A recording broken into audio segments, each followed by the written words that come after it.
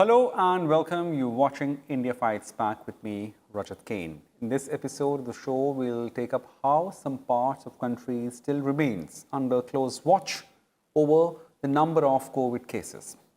The centre has deputed multidisciplinary teams to Kerala, Arunachal Pradesh, Tripura, Odisha, Chhattisgarh and Manipur in view of increased numbers of COVID-19 cases reported by these states. The teams will visit the states and monitor the overall implementation of COVID-19 management, especially in the terms of testing, including surveillance and containment operations, COVID-appropriate behaviour, its enforcement, availability of hospital beds, sufficient logistics, including ambulances, ventilators, and most importantly, medical oxygen along with vaccination progress. The central teams also will assess the situation and suggest remedial actions on public health activities to respective state governments. Well, how important is this step? And to discuss further on this issue, we joined with a panel of two guests, Dr. Dhruv Chaudhary, State Nodal Officer for COVID-19 in Haryana and Head of Pulmonary Department from PGIMS Rohtak. Many thanks, Dr. Chaudhary, for joining us, and Dr. Lakshmanan S. He is Mission Director, National Health Mission from Assam. Many thanks, Dr. Lakshmanan, for being part of this show. Sir, let me start with you, Dr. Chaudhary. First up, I know the COVID-19 pandemic, it's been nearly 1.5 years, and there are certain parts of country which is still reeling under number of high cases.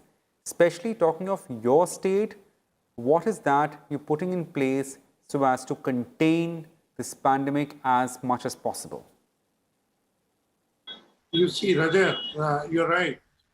We saw that devastating effect of it in the month of April and May, starting mid-April, if you really realize it, along with National Capital Territory of Delhi.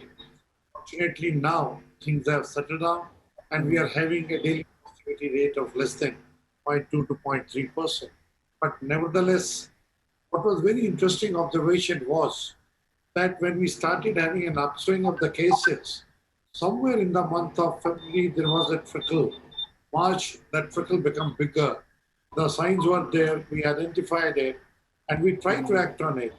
But by the time it happened there, when we started looking at the variant, you will be surprised. Early phase, we all had a so-called alphabet from the variant. When the exposure took place in Delhi, it all turned out to be Delta variant. So with one thing, because we are so closely integrated with Delhi, in terms of things change, so the thing which started with a wild variant, which went on to develop the D614 variant, then later on we had Kent variant, and then subsequently we ended up having a Delta variant. Now practically everything is all Delta. So I think we have to be careful about it. And there are other states which are left at that point. We need to be extra careful before they also get moratored. And you have very rightly said in the beginning that we need to be careful in terms of testing, tracing, managing. We need to be sure that our home isolation protocols are in place because your large number of patients will be at home. Secondly, we need to have a chain of command and control center should be there in the states where we are seeing. I give an analogy of the army that at the field you need to have a battalion headquarters, then you need to have a brigade headquarters, you have a div headquarters, you have along with it corps headquarters, and then so you need to have intricate command and control structure in place so that we know what is happening and we realize that the reinforcement at somewhere else, it needs to be gone there. It can expand at any level, but irrespective of the state, that basic thing has to be there. And secondly, within that, we need to have a very keen eye. What are the number of cases going up? Is any case of influenza-like activity going up? Because we need to, we saw last time, very heavy viral load. We also see quite a few cases where there was an overlap with influenza. I think all that stuff is coming up, and we have rightly said medical oxygen. I think that is the key, which is required. I'm not concerned about ventilation. What I am concerned about is out of 100 patients coming to the hospital, or even at a home isolation, or a so-called corona health center. It's oxygen, oxygen, and oxygen. Practically, you can take care of large number of families. Timely interventions, a policy on triaging, clear-cut guidelines on triaging, then Right, treatment, right, corticoids, how much use, when to use, and then also one more element I think the state government should need to learn and put it with center is putting up. This is the trial settings also where we can look and see the interventions when we do are effective or not. And finally, the black fungus experience has shown it that probably that absolutely. state is around. We need to be very, very careful about its screening and ensuring that the drugs which are needed, which are required, are available in full amount. Certainly, Dr. Chaudhary, many thanks for your opening remarks. You fairly elaborating on several things. We will definitely take a couple of them in the due course of the program. Some of them are really important, especially, the post-COVID complications and its management and what is the way forward. Case in point, as you mentioned, is black fungus here. Just stay on, Dr. Chaudhary. Let me go to Dr. Lakshmanan S. He's Mission Director, National Health Mission from Assam. Many thanks, Dr. Lakshmanan, to keep waiting for your turn, sir. We have seen there is a late surge in the northeastern parts of the country. What are the present scenario across the northeast, and are there still any problems, districts or areas of concern in your state, in Assam? The northeastern region of India, when the cases started, we were lagging behind. And when the cases have brought down significantly across the country, still we are lagging behind. So that shows that there is a phase difference between the whole of the country. The western parts getting earlier infection, the peak of infection, and of course, the fall of infection much earlier than the eastern part, and further later comes the northeastern part. So this has Right. been the phenomenon both during the first wave and the second wave as well. Naturally speaking, the reason is very much clear when we think about the way this virus spreads. The western part of the country, for various reasons, are more connected across the globe, maybe to the Middle East, maybe to European countries, much more than the northeastern region. And when the cases had come and started all over India in the first wave, and subsequently when the cases started coming in big numbers in the western part of the country, lot of people belonging to northeast who were working there for various purposes have returned back to the northeastern region. And obviously the April May season, we had lot of activities including the local bihu and subsequently the elections. So many activities were happening in the northeast for which people returned for multiple purposes. And during that, slowly the northeastern cases started to go up, and by late May and early June, we had the maximum number of cases. Yes, the cases have started to decline from about average cases of 5,000 per day in the first week of June. We have come down to a range of around 2,000 to 2,500 per day in the first week of July. So there has been a significant drop, but now the drop rate, the declining rate has also started to come down. That Okay. is, the earlier week we were reducing about 1,000 cases per day, but maybe now we are reducing 1,000 cases per week only. That means daily number of reduced cases is hardly 200 to 300. But it is not because of lesser number of tests. If you see Assam as such, is doing about 1.5 lakh tests per day, and our positivity is about 1.5 percentage to 2 percentage. Now, the whole northeastern region do have an impact when Assam is having more number of cases. As on date, Assam is reporting 2,500 cases. So naturally, the states surrounding Assam like Meghalaya, Arunachal Pradesh, Nagaland, Manipur, all of them are having their cases in the range of hundreds. The significant factor here is that because of the delay compared to the whole of India, we had been to an extent capable to put up the necessary infrastructure, including hospital beds, ICU facilities, oxygen supporting systems like oxygen generation plants, cryogenic liquid oxygen tankers, and so on and so forth, so that the kind of mortality and the drastic shortage of ICU beds which were witnessed in some parts of India, to a great extent we could. But yes, there would be a situation when the number of cases in Northeast has not settled yet, but suddenly a probable third wave starts across the country or even in the northeastern region. So this is Right. a challenge that we should get a proper control of the disease before we move on to another wave of pandemic. That is going to be the challenge as a whole the country and obviously Northeast is going to face. Well, that's really important. And of course, like you flagged quite a few important things here, Dr. Lakshmanan, challenges before the region, of course, like the pending issue about the third wave. There are certain hypotheses, several hypotheses, whether it'll strike or rather it'll be there during September or in months to come. But certainly, it's somehow time and again it says that we cannot let our guard down.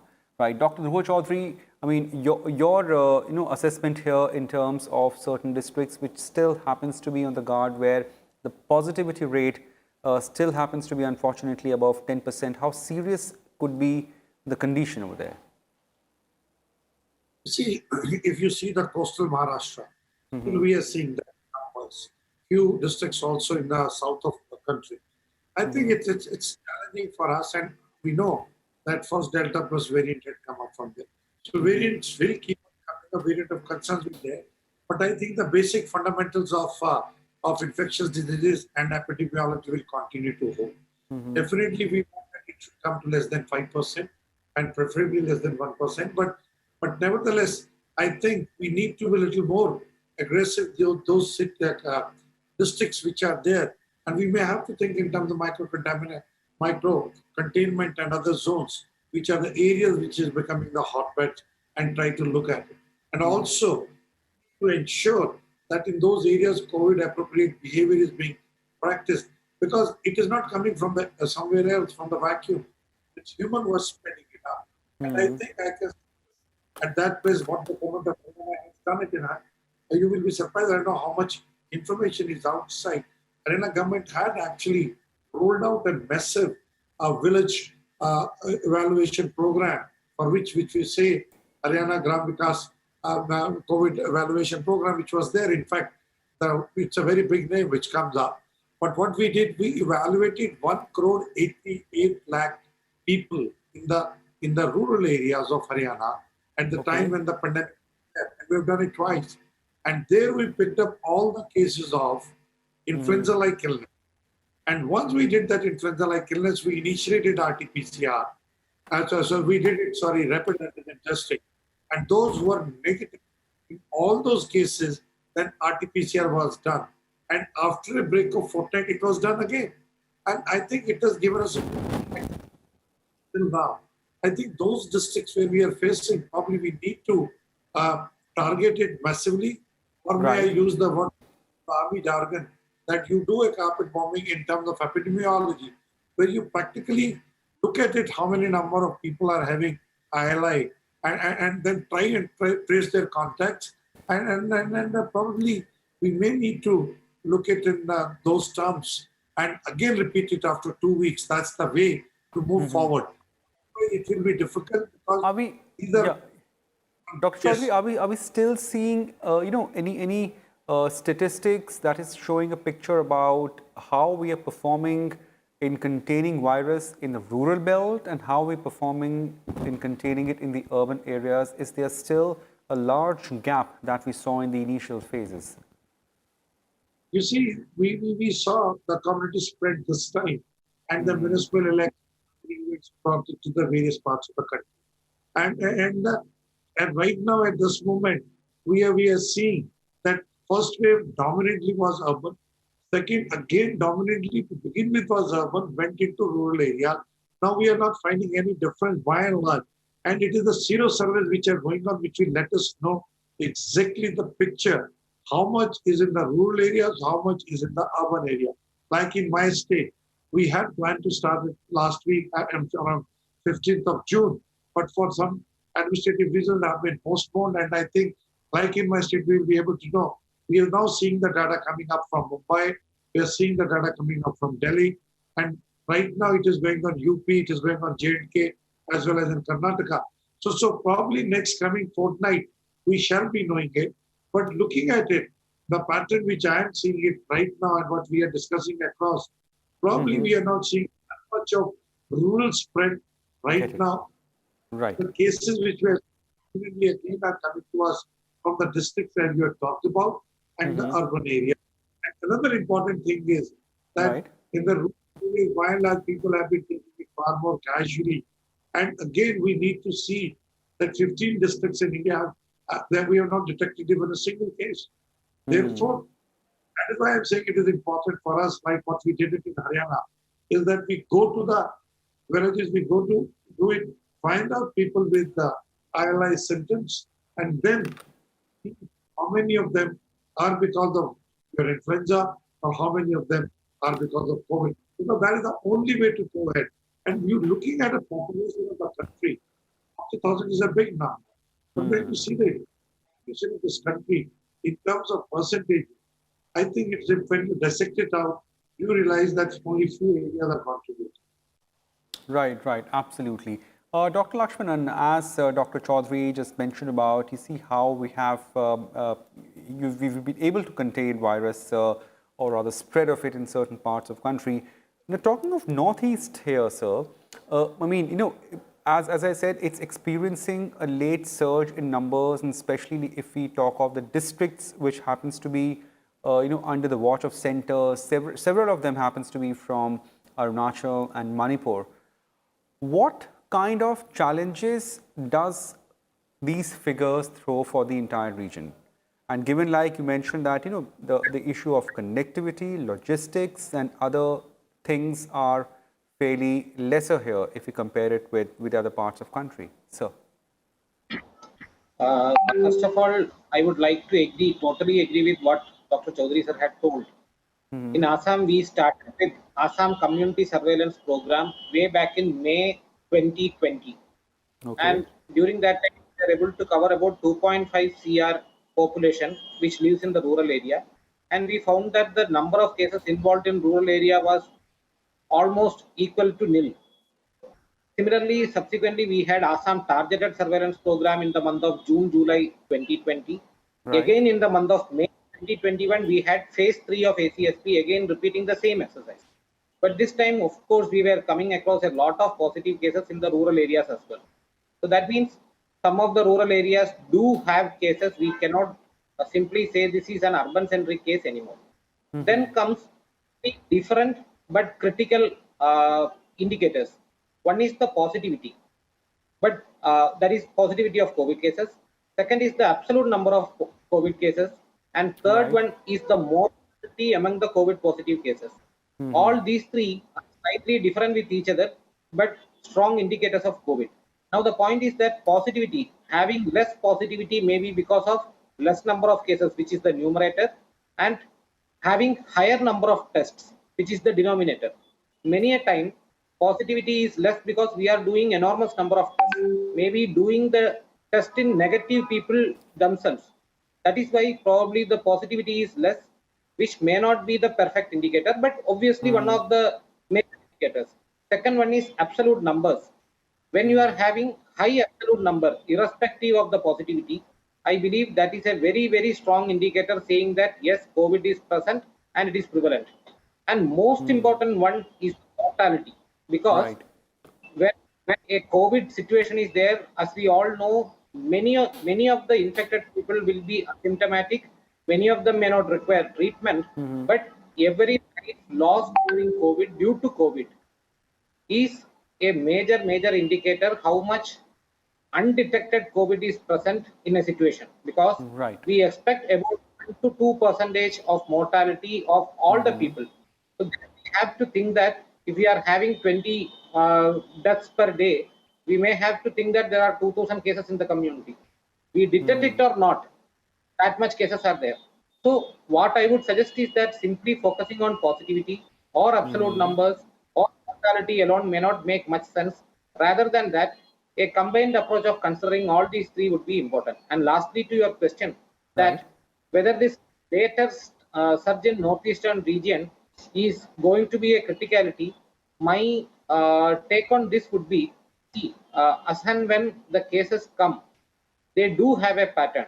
There is a new pattern emerging because many of the adults are getting vaccinated, whereas unprotected less than 18 category are now slightly increasing in number. In the first wave, we had about 9%. In Right. the second wave, we have about 12 to 13% of people who are less than 18 years. It may be or may not be because of the different nature of the virus, but obviously the vaccination pattern also tend to have an influence on the nature of viral infection because vaccination is happening in one particular age group above 18, and obviously the urban centers have got more people vaccinated. All these may be slightly contributing to the pattern of disease spread and maybe the outcome how we are going to contain it, because in urban areas all said and done the spread is quicker, but at the same time it is easier to contain a location because they are more specific. In the rural areas there are difficulties because of the huge spread of the land and kind of economic activities which happen in the rural area.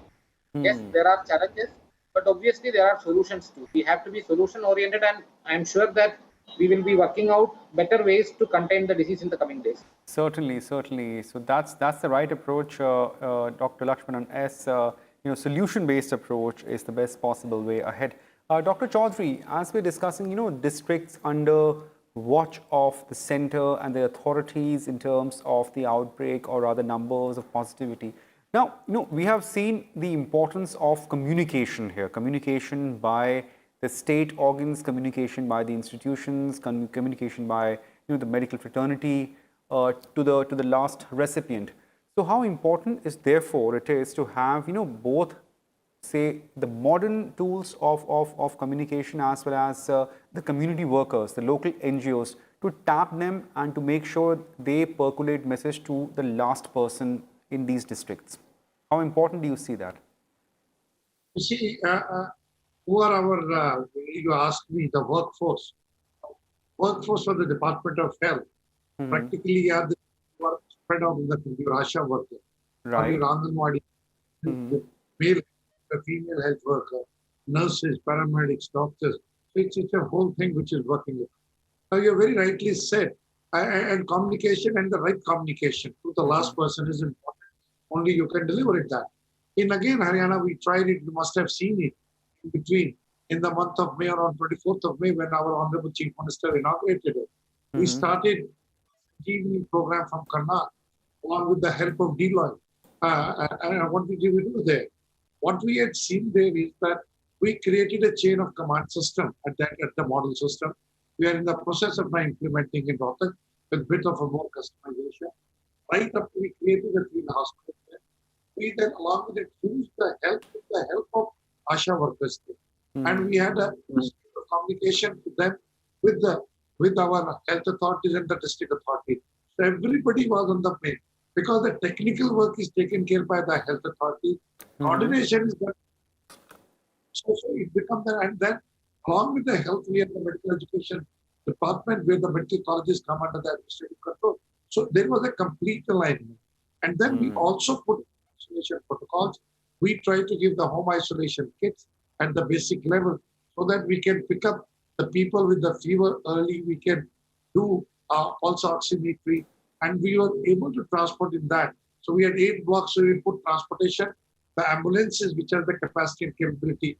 In nutshell, what you are saying, communication comes to command. One is a command and control, and second, the right message goes to the level of Asha workers and encouraging them in terms of we did encourage them in terms of some amount of fees which was given to them as a part of stipend, or you may say some incentives were given, and then we involve the medical schools also.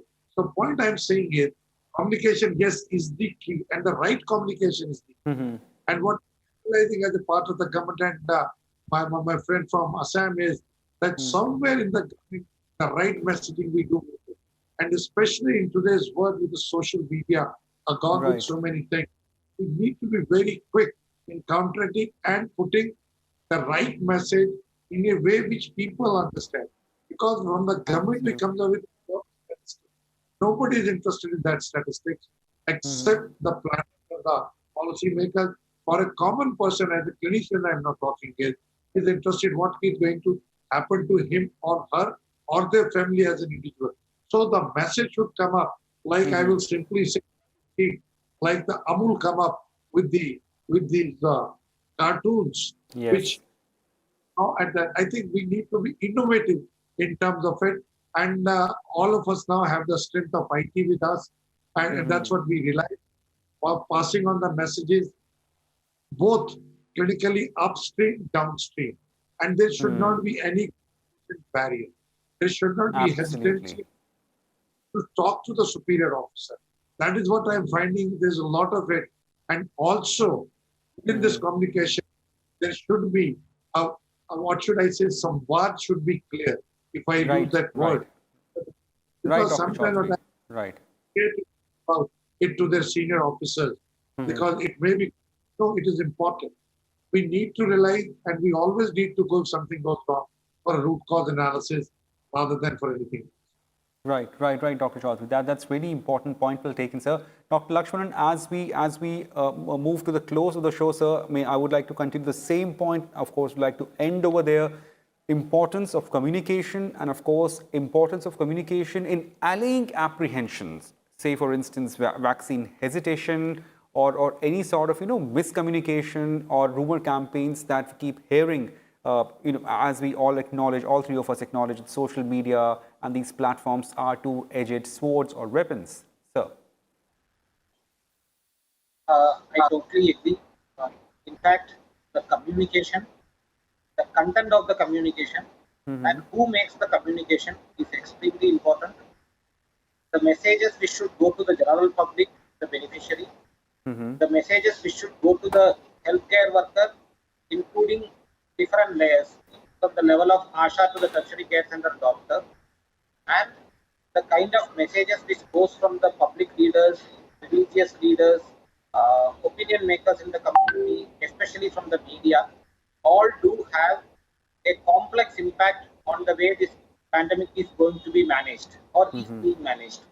Whether it is for vaccination, whether it is for testing, whether it is for taking up treatment, for all these things, a proper understanding of the disease, a scientific approach, and at the same time to realize that a pandemic do have its own nature.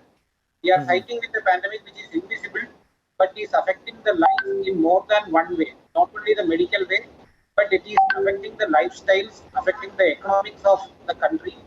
Hence, we have to fight it in not only one front, but multiple fronts, and therefore proper communication in each of these aspects.